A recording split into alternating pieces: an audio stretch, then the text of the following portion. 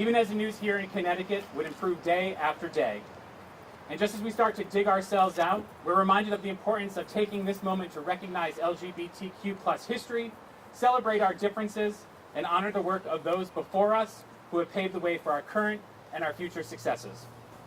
One of those reminders, a senseless act of violence occurred only days ago. An attack that didn't occur in a faraway state like Alabama, Arkansas, or Texas, but rather in our own backyard, only miles from here. 3 people, including a close friend of one of our colleagues, were killed Friday night in Windsor Locks, a crime that may have been motivated by hatred for the LGBTQ plus community. Unfortunately, though, this is just one of many acts of violence that we've seen this year throughout our country. We continue to hear misinformed voices attack our community, not only with words and action, but also with the power of the pen. Recently, it's been revealed that 2021 is anticipated to be the worst LGBTQ plus legislation that seeks to erode protections or erase our community altogether. Over 250 anti-LGBTQ plus bills have been introduced in state legislatures across the country this year alone, some of which have been signed into law and others that are awaiting a signature. Now, I know it's not the most optimistic note to start today's celebration on, but it's a perfect contrast to the work that we have done and the progress that we have made in ensuring protections and opportunities for our community. It's important to note that many of the advances that we've made over the last 7, 8, 9 years have passed in the building behind us with unanimous or near unanimous support in both House and Senate. And regardless of where the members of the Connecticut General Assembly fall on the political spectrum, they overwhelmingly support legislation that protects and advances our community. It is a true privilege to have so many allies in the General Assembly and in the building behind us today. And it makes our caucus of 3 small, but ever so mighty. So from the bottom of my heart, I thank each and every one of you. We should not have to fight for basic human rights, but here we are, together. We're also here to celebrate one of those successful fights and thank Governor Lamont for using his power of the pen in a positive way for parents who have lacked the protections freely offered to others about being left behind due to outdated and unconstitutional parentage laws. We'd also like to thank you, Governor, for today's announcement of the newly created Hate Crimes Advisory Council with a goal of combating,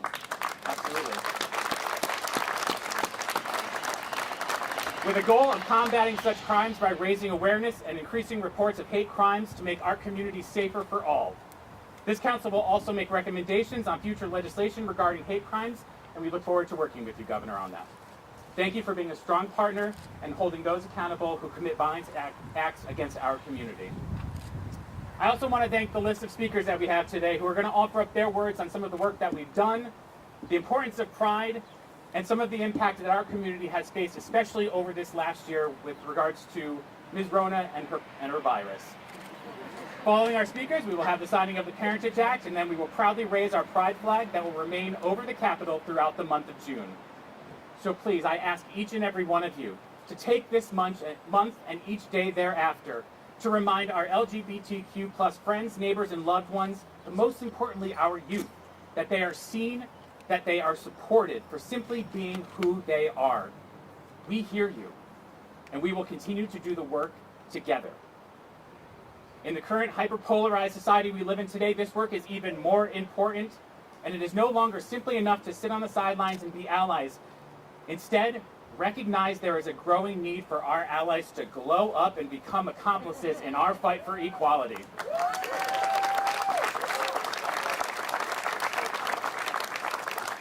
Take a proactive role in reversing decades of harmful policies that perpetuate violence against our communities.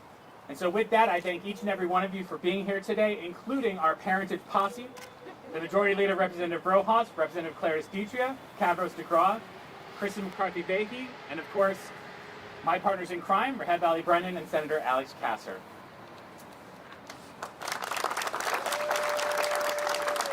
So first up to offer some words is our Lieutenant Governor, Susan Beiswitz.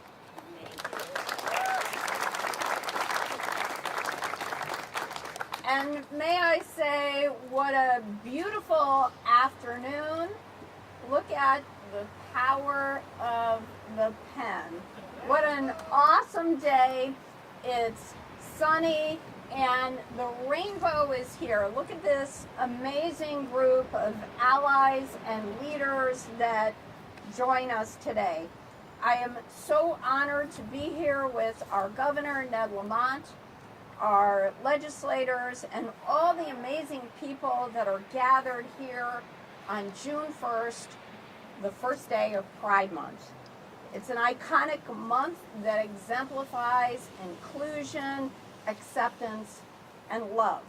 And I believe that Connecticut is a place that exemplifies that as well. Connecticut was one of the first states in our nation to legalize same-sex marriage, right across the way in our beautiful Connecticut Supreme Court. Here in our state, we believe that love is love. We believe in calling people by the gender with which they identify. And we believe that no person should be harmed or discriminated against based on their sexual orientation, gender, or gender identity.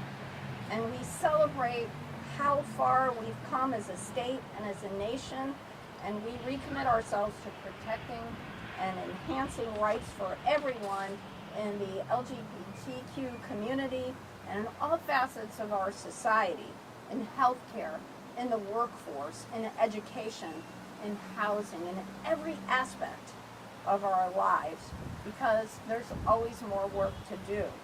And that's why we're here today, because up until now, Connecticut was the only New England state that did not provide protection for non-biological parents to form a legal relationship with their children. Many same-sex couples have children with one biological parent and one non-biological parent. And the non-biological parent has had to go through a tedious second parent adoption process. But thanks to the incredible leadership of Representatives Curry, Allie, Brennan, and I'm taking special credit because he used to be my legislative and legal assistant, Rahab, I love you, and Senator Alex Kasser and our amazing Commissioner Beth Bai, that has changed because of their advocacy and their leadership. The Connecticut Parentage Act creates standards for the rights of all people involved and clarifies who is a parent and how to establish parentage. So thank you to all of you who have made the passage of this legislation a reality. It's such an honor to be here to commemorate this great day, and I'm going to put back the pen, which we're going to need in a minute. There you go. All right, next up we have Representative Allie Brennan.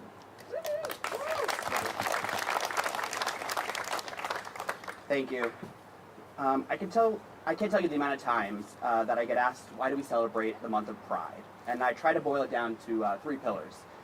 Pride is a tribute to progress achieved by the trailblazers who refuse to be silenced.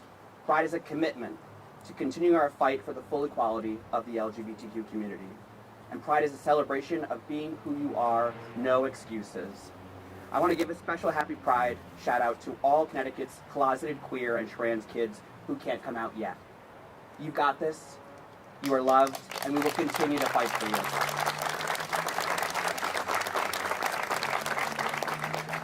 During the 2019 session, I used to say I was the General Assembly's #2 gay. So the first. But I was honored to be part of the session's new trio in welcoming Senator Alex Kasser from Greenwich. So I'm proud to retire that title. So watch out, Connecticut, we're still growing. And I just want to say, being gay and being a legislator is hard. I think Representative Curry, myself, and Senator Kasser put on a brave face, and we try to just power through and go to work. And we know that the message is bigger than us, and the job is bigger than us. But it does take a family, and the people behind me on both sides of the aisle who just really give me the encouragement to be who I am up here and just to focus on the work. To Governor Lamont, Lieutenant Bicewicz, those them behind me, so many people. Happy to be here, and thank you guys so much. Happy Pride.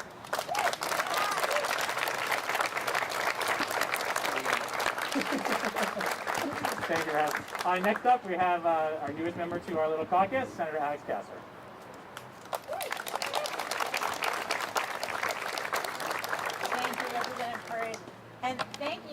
everyone for being here. This is a tremendous celebration of equality.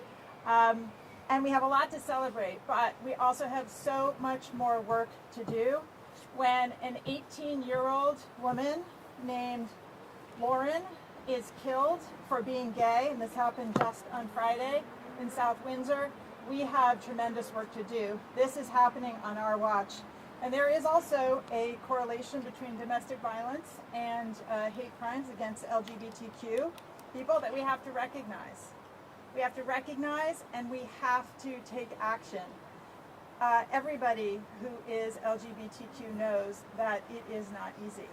And it is oftentimes something that makes us a target.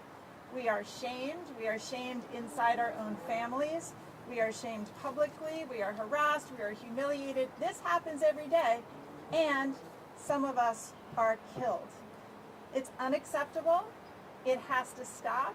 We have to open our eyes to the full spectrum of hate and hostility, because sometimes it's almost invisible, but it is happening right before our eyes. And I hope that we take this moment of unity and pride and really move the needle forward in every direction to help every person in this state feel safe and secure in who they are, who they love, and in their life going forward.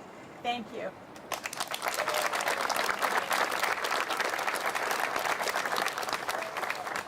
Thank you, Alex. Quick, before we go on to the next speaker, I just wanted to make sure that we recognize the speaker, Matt Ritter, has joined us today, as well as Majority Leader Jason Rojas. Thank you to them. And also a shout out to the leadership of the Judiciary Committee, who helped settle this through and get this to where we are today. So really appreciate your help on that as well. So next up, we have Patrick Dunn, who is the Executive Director of the New Haven Pride Center. For anybody who is looking on how to run an organization in the time of COVID, Patrick is your go-to, especially within our community. And so I look forward to his words. Patrick?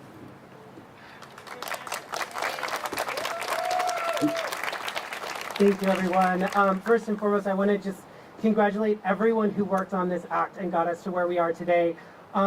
When I was asked to speak, I said, but I didn't do anything but write testimony, and there's so many people behind me and around our state who did so much work to make sure that this act specifically passed, and that queer families everywhere get the same recognition as all of their peers, and all of us as collective Connecticuters or nutmeggers have safe and protected families regardless of who the parents are. And I just want to say that really quickly before I say my other words. So instead of saying Happy Pride Month, I'm going to say Happy Queer Liberation Month to all of us.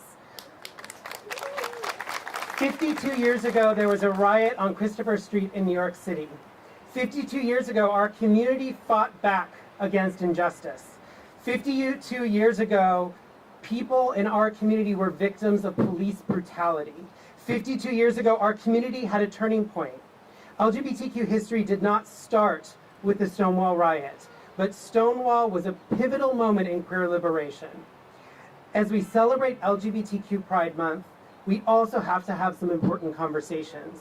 We need to talk about how, as a community, we need to protect and support the most vulnerable within our community. We need to talk about fighting against the idea that equality for some is more important than equity for all. We need to yell to the sky that Black Lives Matter. We need to fight for undocumented queer people's right to live. We need to remember that defeating sexism is fighting against homophobia, biphobia, and transphobia. We need to remember that we have not truly reached queer equity or equality when 9 judges can sit and make decisions about our right to work, our right to housing, our right to marry or have children, or our right to live. In closing, what I'm going to say to all of you, which is something that my good friend Allie Ochimare, who is one of the founders of Black Lives Matter New Haven, always says, I don't need an ally. I need a comrade. I need somebody who will roll up their sleeves and get in the trenches with me, because there is so much work to do. Connecticut leads on so many things, and let's continue to lead, because there is so much that we can do to make sure that we continue to be the beacon of rainbow hope for the rest of our world community.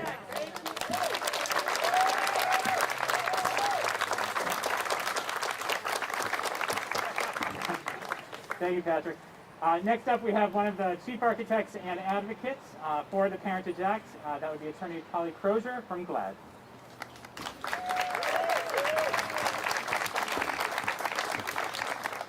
Thank you. Whoops. Taking the mics down. Okay.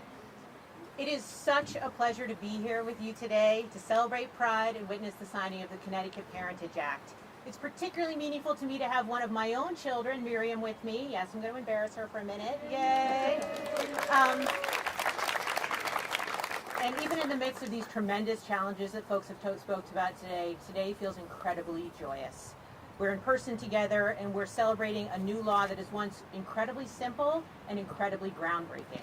It's so simple of grappling with public health crises, of dissonance and discord nationwide. This law represents an overwhelmingly bipartisan, everybody all-in effort to transform an entire outdated system and protect children regardless of their parents' sexual orientation, their parents' gender identity, or the circumstances of their birth.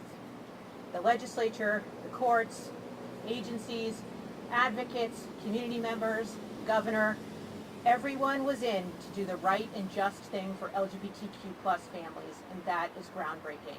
And we are so very grateful. And I particularly love that we're signing this on June 1, which is LGBTQ Families Day, which is incredibly exciting, so good timing. And this bill is also powerful evidence of Connecticut's long history of commitment to LGBTQ equality. GLAAD has been honored to work together with Connecticut partners on momentous advances in LGBTQ justice through the legislature and through the courts. From marriage equality to justice for transgender incarcerated people to banning conversion therapy and ensuring comprehensive coverage for gender-affirming care. And we look forward to continuing the work together for freedom, justice, and liberation for all LGBTQ positive plus people and people with HIV. And hopefully before the end of the session, perhaps even more progress will be made to benefit LGBTQ veterans, to ensure that non-binary gender markers are comprehensively available in Connecticut. The sky is the limit. But back to parentage. Just want to say thank you so much, Governor Lamont, for embracing this bill and standing so clearly for LGBTQ equality. Thank you to all of the parentage posse. It was a tremendous effort, and I particularly want to say thank you to Representative Curry and Professor Doug Nejame, who you'll hear from later, because working with you for the past 4 years on this has been truly a wonderful experience. Thorough, not thoughtless, incredibly thoughtful, thorough, inclusive, and relentless in their work ethic to get this right, and to make sure that at the core has been what matters most, which is children and equality for all. And I just also want to say, finally, thanks to the We Care Coalition, advocates like Gretchen Raffa, Kate LeBlanc from Resolve New England, and of course, first and foremost, to the Coalition of Children and Families who are at its core in this effort. And some of them are here today, Rachel and Emily. And we're really hoping that a phenomenal family advocate, Stephanie, will make it. She's unfortunately stuck in traffic on the way from Stamford from work, but those children and those families have been at the core of this work, and they have demonstrated the values that I think are really at the heart of this Pride season, which is love, resilience, tenacious spirit, and relentless courage.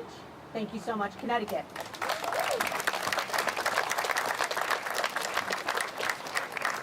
Thank you, Polly. Two more, then we'll get down to business.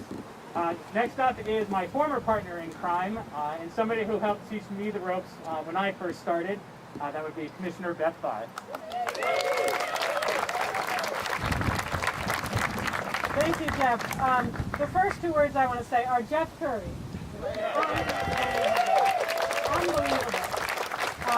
Thank you to everyone for being here. When you talk about comrades, I'm just blown away by what's behind me right now.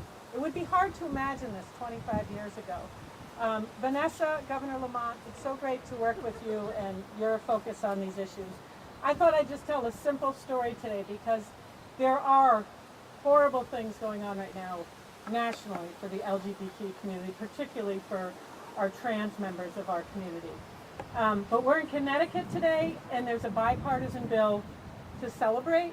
So I wanted to bring you back to 20 short years ago. Just a little over 20 years ago, I was driving to see a lawyer in New Haven to see that if I was public about my relationship, if it would impact me having full custody, or not, shared custody of my children, and to see if my job would be safe. The answer to both was both could be impacted. So just a little over 20 years ago, I had to leave my job to get a different job in the public sector that was more protected. Just a little over 20 years ago, because my job was working with children. That is what the lawyer said made me particularly at risk of losing my job. Just 2.5 years ago, this governor appointed a gay woman to lead the office for early childhood. 20-some years ago, couldn't work in early childhood ed in a private program. Today, the governor thinks it's appropriate that someone who's gay lead the state's Office of Early Childhood. And Governor Lamont, I'm so grateful for your trust in me. And it's because of many people behind me here, and many people out there. And finally, I really want to thank the media, because you have been under attack too, and you tell the stories. It's the stories, like the stories of the families here today, that the public reads and understands that a family is a family where there is love. And you tell those stories, and that's what helped move things over the past 20 years. So I just wanted to recognize your great work too. So I'll turn it back to Jeff. We'll get on to the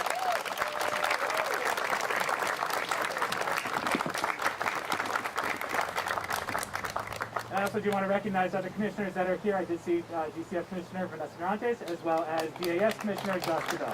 I don't think there's anybody else, right? All right. So next up, before we get to the governor, we have one of the other chief architects, and a gentleman who the governor, I think, should likely pick up and put on staff. This man basically taught our legislature, gave them a master class in how to get something passed.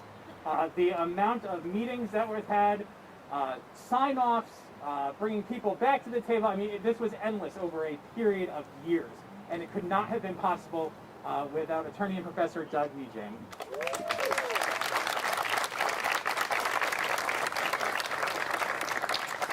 Thanks.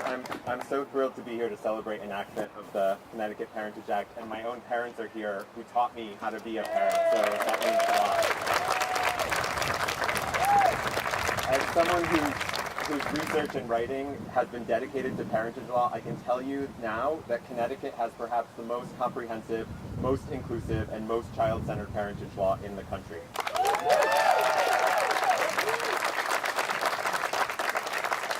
The Parentage Act overhauls our state's parentage laws to protect children's relationships with their parents, including children conceived through assisted reproduction, children whose parents are unmarried, children whose parents are not biologically connected to them, and children whose parents are LGBTQ. The Act makes parentage law gender neutral, ensuring that same-sex couples and trans parents have equal access to parentage. Same-sex couples are raising children, and they necessarily include a non-genetic parent. And so treating LGBTQ families with the respect they deserve requires straightforward paths to parental recognition for non-biological parents. And this act provides those paths without regard to sexual orientation, gender, gender identity, or marital status. An individual who consents to assisted reproduction with the intent to be a parent of the child will be treated by law as a parent. Non-biological parents can secure their parentage at the moment of their child's birth. In the hospital, they'll be able to sign acknowledgments of parentage, a simple administrative form. The formation of a parent-child relationship doesn't turn on a biological connection. From the child's perspective, what matters is the day-to-day work of parenting. The Act protects children by recognizing their relationships with the individuals who are doing that hard and valuable work of parenting them. Holly mentioned that one of our great families was supposed to be here with us and they're stuck in traffic, Stephanie Ocasio-Gonzalez.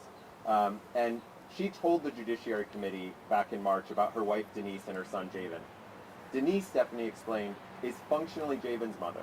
She wakes him for school every day, helps him with his homework, and loves him with her whole heart. Their friends and family all treat Denise as Javen's mother, and Javen views her as his mother. Stephanie simply asked that her family's legal status track her family's reality. And now with the Connecticut Parentage Act, the law will track the reality of Stephanie's family and countless other families around the state. You've heard about the many people and organizations that made this possible. We started the We Care Coalition back in 2019, and 35 organizations and individuals contributed to that effort. I was lucky to have Glad and the wonderful Polly Crozier as my lead partner. I'm grateful to Yale Law School for giving me institutional support to do this work. More than 40 Yale Law School students worked on this legislation over the course of the past 3 years. Some started in their very first year of law school and just graduated last weekend, seeing this become law. I want to thank the governor for his support and the many agencies that we worked with on this bill, the probate court, the judicial branch, and especially the lawmakers. Connecticut has shown that supporting families and children should be and can be a bipartisan effort. And we had many lawmakers on both sides of the aisle who supported this law. Senators Winfield and Representative Stastrom led the way on the Judiciary Committee. Representative Allie Brennan, Cavros-Degraw, Claritas Dietrich, McCarthy Vahey, and Rojas made this a priority. Ranking Member Fishbein and Representatives Howard and Nucio ensured that this was a bipartisan effort. Senator Kasser spearheaded the bill through the Senate, and she spoke about the issue with such passion. And Representative Curry was our champion from the start. He's really an inspiration, a tireless leader, a wonderful person, kind, smart, hilarious, level-headed, and devoted to making our state the best it can be. I just want to close. I want to close by drawing on the testimony of another family. Bridgeport Police Officer Ashley Taylor, in March, expressed to lawmakers her hope that Connecticut's law recognized her family as just as legitimate and deserving of respect as any other family in the state. Last month, Ashley and her partner Adriana welcomed their new baby Shiloh. And Shiloh now lives in a state that, in Ashley's words, ensures that all families are equal under the law. Thank you.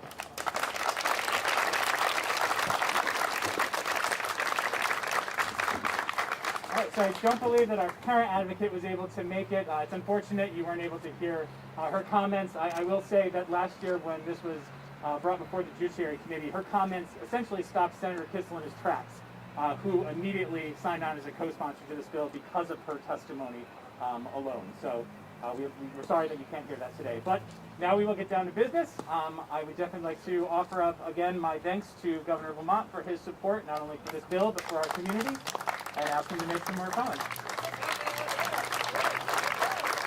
All right, everybody. I got to tell you, I'm always proud of our amazing state, but I am particularly proud of Connecticut today. Bipartisan group standing here, taking the lead as a country for what we know is the right thing to do. And you can hear about the law, and the law can be complicated, but lead with your heart. And if you lead with your heart, you know what you're doing is the right thing to do, and Connecticut will always take the lead. I remember 15 years ago, I was just getting into this political game, and somebody said, "Where do you stand on marriage equality?" And I said, "Excuse me, where do you stand on gay marriage?" And I said, "You tell me the government tells people who they can marry and who they can't?" You didn't have to think about it. And today, when it comes to parents, when it comes to kids, when it comes to making sure that they have a community and a family to take care of them, and they're allowed to be who they are, this is what this is all about, and this is what Connecticut is all about, why I'm so proud. No, I was not proud to hear about that violence the other day that Jeff and Alex mentioned. We had to put in place the hate crimes bill, what that means, standing up for people who are being discriminated against, race, color, creed, gender, LGBTQ. We're standing up. We're not going to let that happen. We're not going to let that happen in the great state of Connecticut. But I want to leave you on a joyful note. I mean, this is such an important day. What it says for our kids, what it says for Connecticut, what it says for respecting everybody and who they are. And hey, Middletown, can't we have the parade again? I'm tired of Zoom. Let's have the Middletown Gay Pride Parade. Thanks, everybody.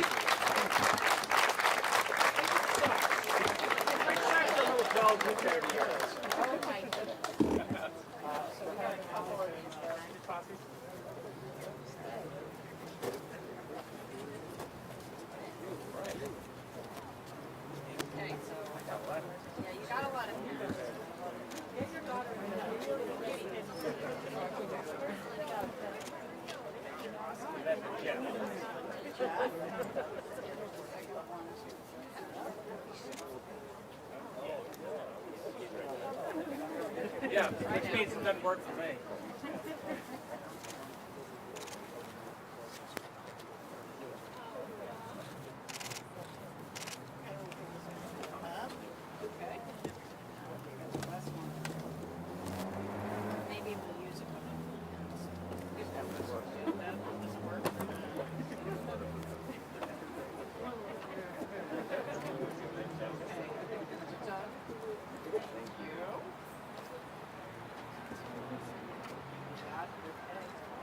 Excellent. How we doing?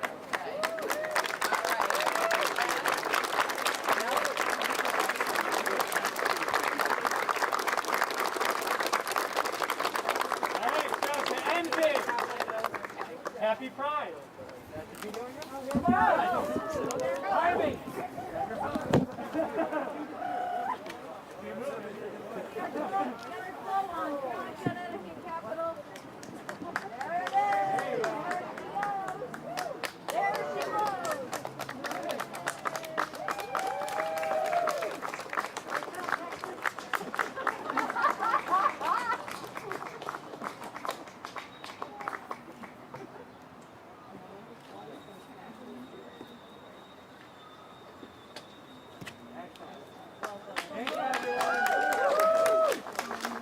Thank you everyone for coming.